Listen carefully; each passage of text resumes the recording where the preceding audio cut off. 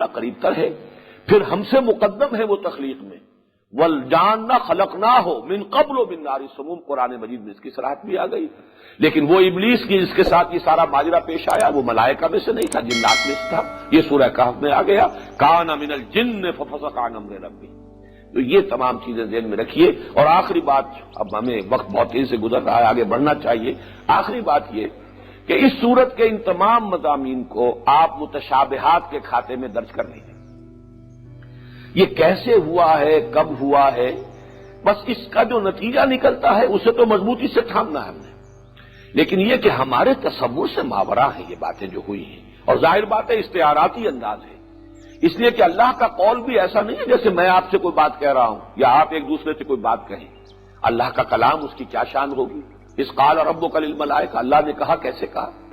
بعض جگہوں پر قرآن مجید میں یہ وضاحت کی گئی ہے، اللہ تعالیٰ جب کلام فرماتے ہیں تو اتنی دہشت ملائکہ پر طاری ہو جاتی ہے کہ بے ہوش ہو کر گر پڑتے ہیں۔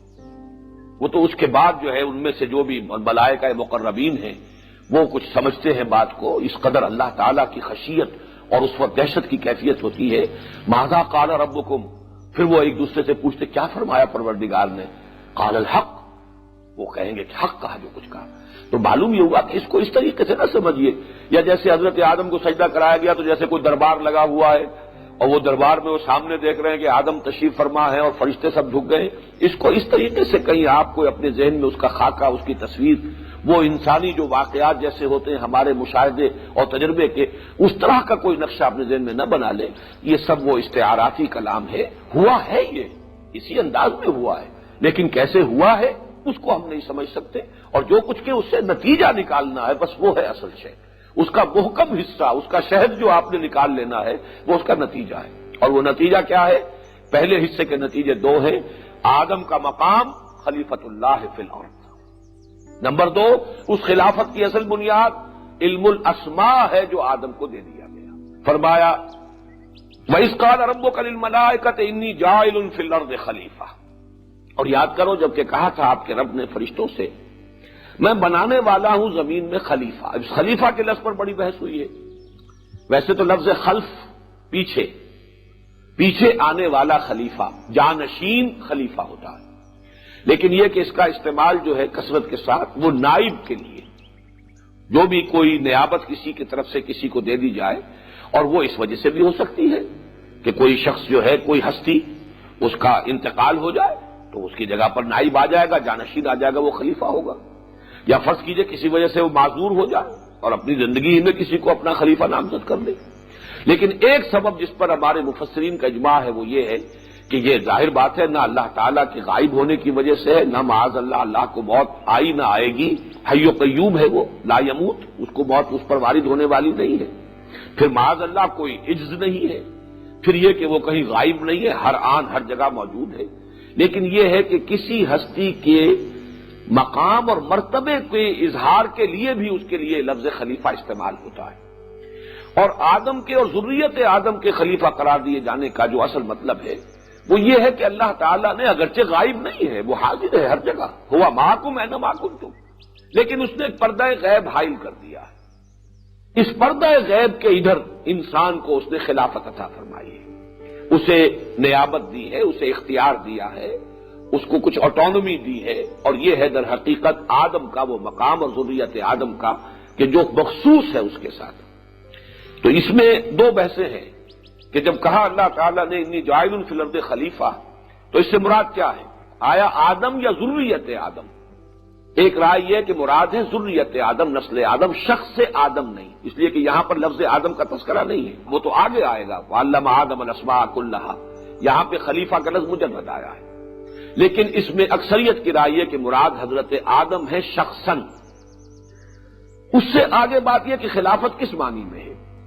یہ رائے آج کل بھی بعض لوگ پیش کر رہے ہیں، اور چونکہ ہمارے بزرگوں میں سے اور بڑی شخصیتوں میں سے امام ابن تیمیہ رحمۃ اللہ علیہ کی یہ رائے ہے، لہذا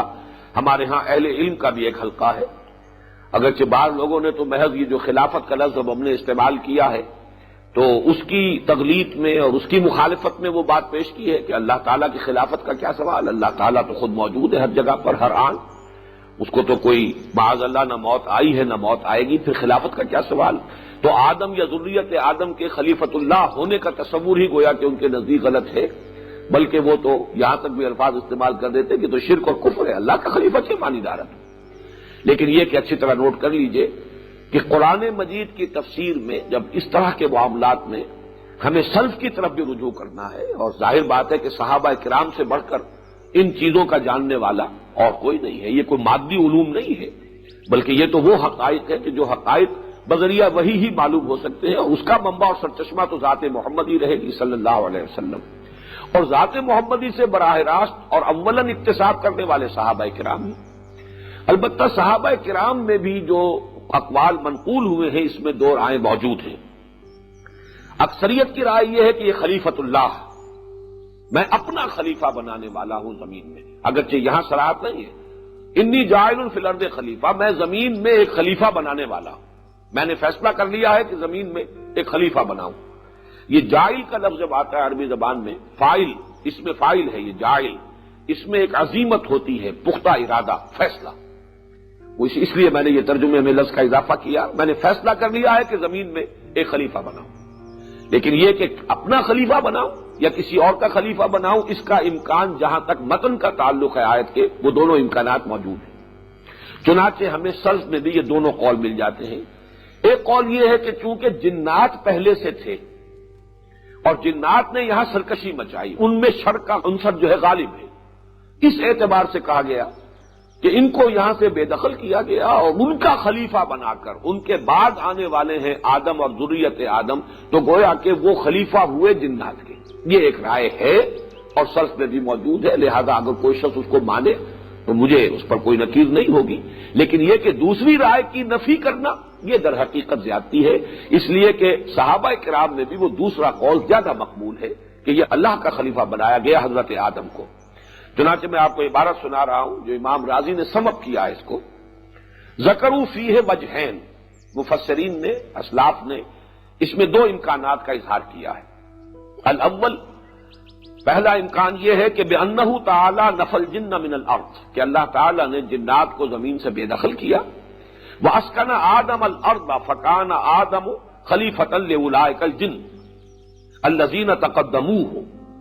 تو اللہ تعالیٰ نے اس کے بعد حضرت آدم کو یہاں تک چارج دیا، تو حضرت آدم گویا کہ جنات کے خلیفہ ہوئے کہ جو ان سے پہلے یہاں پر انچارج تھے۔ یروی ذالک عن ابن عباس، یہ روایت کیا گیا ہے حضرت عبداللہ ابن عباس رضی اللہ تعالی عنہما سے۔ والثانی، اور دوسرا احتمال، دوسرا امکان یہ ہے، انما سماہ اللہ خلیفۃ لانہ یخلف اللہ فی الحکم بین المکلفین من خلقہ، اللہ تعالیٰ نے نام دیا ہے خلیفہ کا حضرت آدم کو اس لیے کہ وہ اللہ کا خلیفہ، اللہ تعالیٰ کے نائب کی حیثیت سے کام کرے گا زمین میں، اللہ تعالیٰ کی مخلوقات کے مابین حکم کرنے میں۔ وَهُوَ الْمَرْوِي مِنْ ابن عباس و ابن مسعود، اور یہ دوسرا قول جو ہے ابن عباس سے بھی مروی ہے اور ابن مسعود سے بھی، عبداللہ ابن مسعود سے بھی، یعنی حضرت عبداللہ ابن عباس سے دونوں قول مروی ہو گئے۔ اس میں ذہن میں رکھیے کہ جو اقوال جو اس طریقے سے منسوب ہو جاتے ہیں، ہو سکتا ہے انہوں نے کوئی رائے اپنی بدلی ہو، پہلے کوئی رائے ہو اور ان کے کسی شاگرد کے علم میں وہ ایک رائے موجود ہو، وہی انہوں نے آگے منتقل کر دی ہے، جبکہ انہوں نے بعد میں اپنی کوئی رائے تبدیل کر دی ہو جو کسی دوسرے شاگرد کے علم میں ہو، اس نے وہ رائے جو ہے آگے منتقل کر دی ہو۔ تو اس اعتبار سے اس کے اندر کوئی تشویش کی ضرورت نہیں ہے کہ ایک ہی شخص کی طرف دو قول کیسے منسوب ہو گئے، یہ اس کا امکان جو ہے وہ عقلاً موجود ہے۔ لیکن یہ کہ ابن عباس سے اگر دونوں قول ہیں کہ جو روایت کیے جا رہے ہیں، تو عبداللہ ابن مسعود رضی اللہ تعالی عنہ کبار صحابہ میں سے، عبداللہ ابن عباس اگرچہ علم تفسیر میں ان کا بہت اونچا مقام ہے، لیکن وہ نوجوانوں میں سے کبار صحابہ میں سے، بزرگ صحابہ میں سے عبداللہ ابن مسعود ہیں، اور انہوں نے تیقن کے ساتھ یہ کہا ہے کہ یہ در حقیقت اللہ کی خلافت ہے۔ وَهَذَا الرَّأْيُ مُتَأَكَّدٌ بِقَوْلِهِ اِنَّا جَعَلْنَاكَ خَلِيفَةً فِي الْأَرْضِ فَاحْكُم بَيْنَ النَّاسِ بِالْحَقِّ، یہ امام راضی اب کہہ رہے ہیں کہ یہ رائے جو ہے دوسری مؤخر الذکر، یہ مؤکد ہے، یہ بہت مضبوط ہو جاتی ہے اللہ تعالیٰ کے اس قول کی روح سے جو حضرت داؤد سے خطاب کر کے اللہ تعالیٰ نے فرمایا کہ یا داؤد انا جعلناک خلیفۃ فی الارض فاحکم بین الناس بالحق، اے داؤد ہم نے تمہیں زمین میں خلافت عطا کی ہے تو لوگوں کے مابین حق کے ساتھ فیصلہ کرو۔ تو گویا کہ وہ خلیفۃ اللہ کہ جو حکم کرے، فیصلہ کرے، اصل میں تو حکم ہے اللہ کا اختیار، ان الحکم الا للہ، لیکن نائب کی حیثیت سے اللہ تعالیٰ نے یہ اختیار آدم اور ان کی ذریت کو دیا ہے، اسی لیے وہ خلیفۃ اللہ فی الارض۔ یہ ہمارے ہاں مفسرین میں سے ابن جریر اور معالم اور بحر اور بیضاوی، یہ تمام بڑی بڑی جو التفاسیر ہیں، ان سب کے اندر یہ رائے موجود ہے۔ جیسا کہ میں نے عرض کیا ہے، اس میں ہمارے بزرگوں میں سے، ائمہ میں سے جو بڑے ہیں، ان میں سے امام ابن تیمیہ ہیں کہ جنہوں نے اس سے اختلاف کیا ہے، لیکن بہرحال ان کی اور بھی بہت سے معاملات میں آراء شاذ ہیں، تو شاذ رائے ہر ذہین آدمی کی، ہر جینیس آدمی کی کوئی نہ کوئی بات ایسی ہوتی ہے کہ جس میں وہ دوسروں کے ساتھ موافقت نہیں کر سکتا، لیکن یہ کہ جس چیز پر کہ اجماع ہو، جس پر کہ اکثر نے اتفاق کر لیا ہو، اصل وہی شے ہے کہ جس کو قبول کیا جانا چاہیے۔ باقی یہ کہ قرآن مجید میں، اب میں پھر عرض کروں گا کہ مکی قرآن میں 4 ایسے اسلوب اختیار کیے گئے ہیں کہ جن کو اگر سامنے رکھا جائے تو یہ خلافت واقعتاً اللہ کی خلافت کے سوا کوئی اور خلافت نہیں بن سکتی۔ جو مقام ہے وہ آدم کا، وہ تو اسی کے اعتبار سے جو ہے اجاگر ہو کر سامنے آتا ہے، وہ مقام جو قرآن مجید آگے چل کر آ جائے گا کہ تمام فرشتوں کو سجدہ کرایا آدم کے سامنے۔ اب ذرا روک تو کیجیے، اصل مسجود تو اللہ ہے، سب کا مسجود اللہ، باقی اس کے بعد آدم ہے کہ جن کے سامنے تمام فرشتوں کو، اور 2 جگہ پر قرآن مجید میں یہ الفاظ آئے ہیں، سورہ صاد میں بھی، سورہ حجر میں بھی، فسجد الملائکۃ کلھم اجمعون، اس قدر تاکید ہے، سجدہ کیا سب کے سب، الملائکۃ، اس میں بھی جو ہے لام جو ہے حصر کا ہے، تمام فرشتے، کلھم، ان میں سے سب کے سب، اجمعون،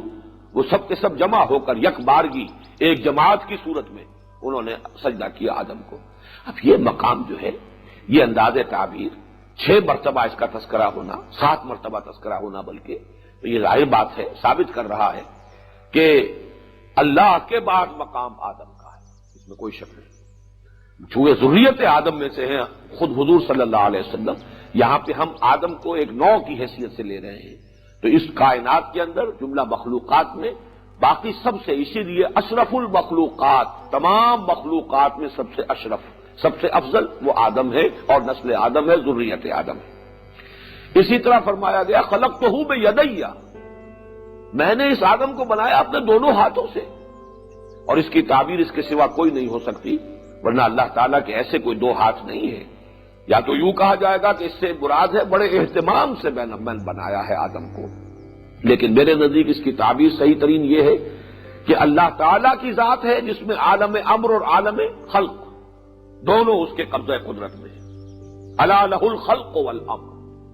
اور یہ دونوں عالم مخلوقات میں سے صرف آدم ہے جس میں کہ آ کر جمع ہو گئے ہیں عالم امر سے جس کی روح ہے، عالم خلق سے اس کا یہ وجود جسدی ہے، مادی ہے۔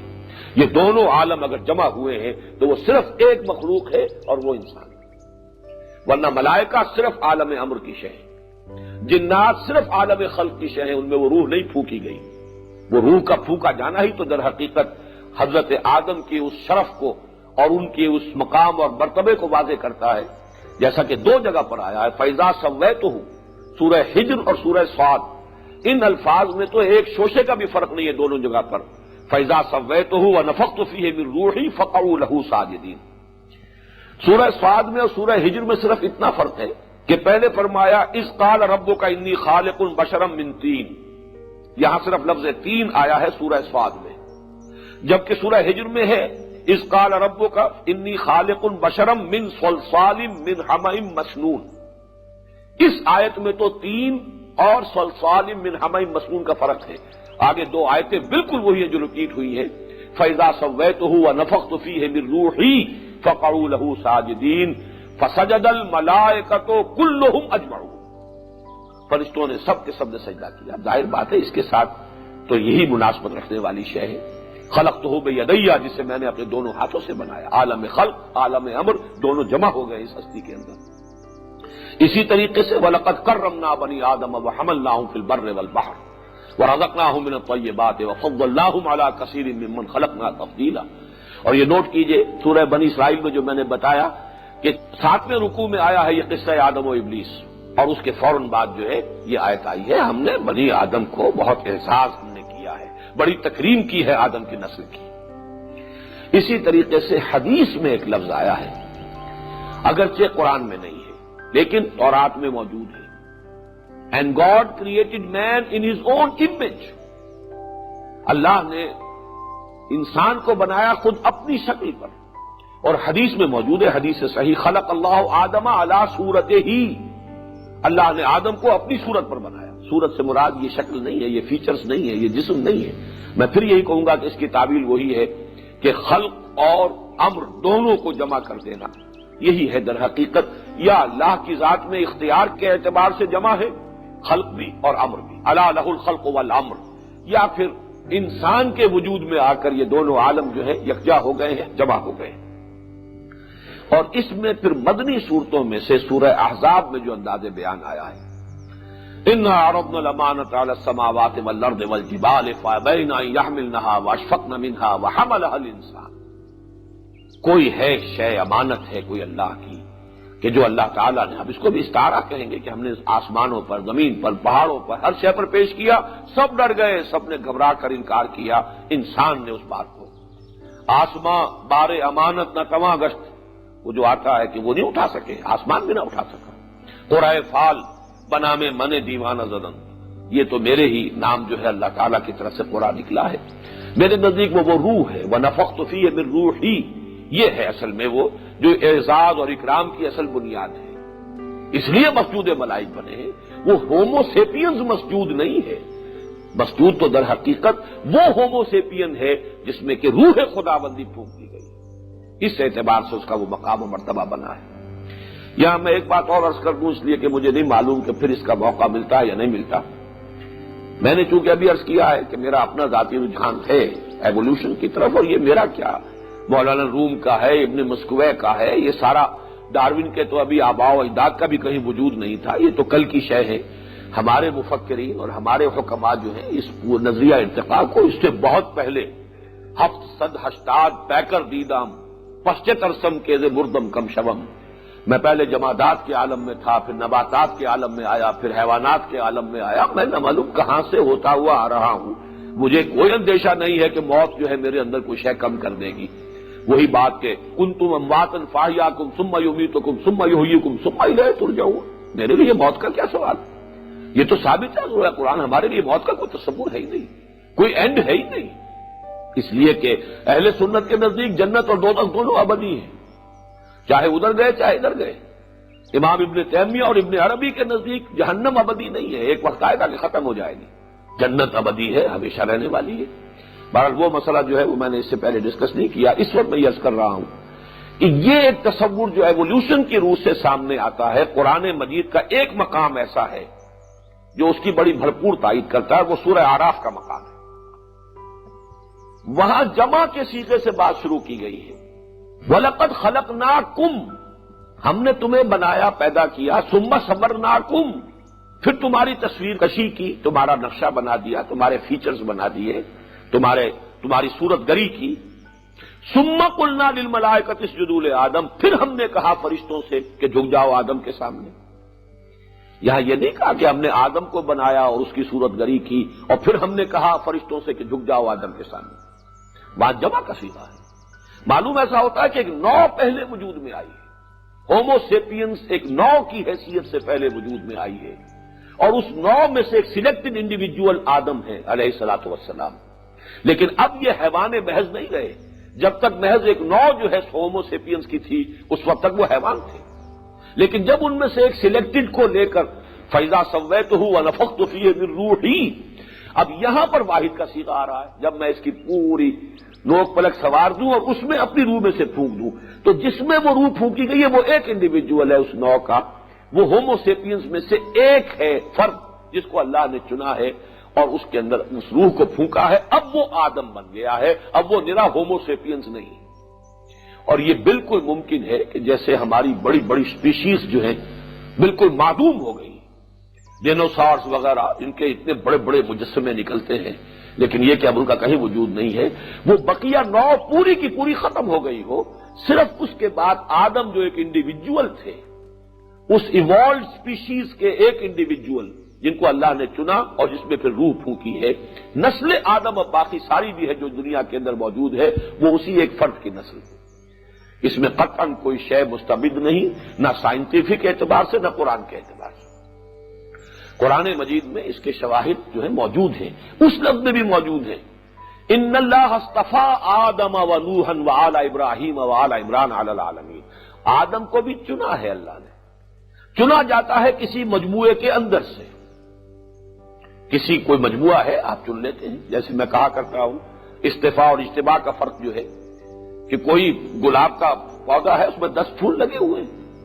کسی کا دستے ہنائی اس میں سے ایک پھول کو چن لیتا، یہ چننا ہے۔ باقی 10 بھی پھول گلابی کے تھے لیکن ایک چن لیا ہے، یہ اس کی قسمت ہے جس کو چن لیا ہے کسی کے دستے ہنائی نے۔ تو یہ ہے استفاء، پسند کر لینا، چن لینا۔ تو یہ در حقیقت استفاء کا لفظ جو ہے حضرت آدم پر بھی اس کا اطلاق ہوا ہے، ان اللہ اصطفیٰ آدم ونوحا وآل ابراہیم وآل عمران علی العالمین۔ ظاہر بات ہے کہ اگر آل ابراہیم کو چنا ہے تو پوری نوع انسانی میں سے چنا ہے، نوع انسانی تھی، پوری نسلیں تھیں، ان میں سے آل ابراہیم چنے گئے ہیں۔ تو اسی طریقے سے عین ممکن ہے، میں یہ سارے امکانات کے درجے میں رکھ رہا ہوں، لیکن میں یہ بتا دینا چاہتا ہوں کہ یہ تصورات کمپیٹیبل ہیں، یہ ریکنسائل کرتے ہیں قرآن کے بیان کے ساتھ، ایسا نہیں ہے کہ ریکنسائل نہ کر سکتے ہو۔ باقی کسی کا تصور یہ ہو کہ مٹی سے ہی ایک مجسمہ بنا کر پھونک ماری گئی، یا یہ کہ وہ مٹی آسمان پر لے جائی گئی اور وہاں سے پھر ان کو نیچے اتارا گیا، تو اس میں بھی کوئی بات نہیں۔ جو شخص یہ مانتا ہے وہ بھی خلاف قرآن میں اسے نہیں کہوں گا،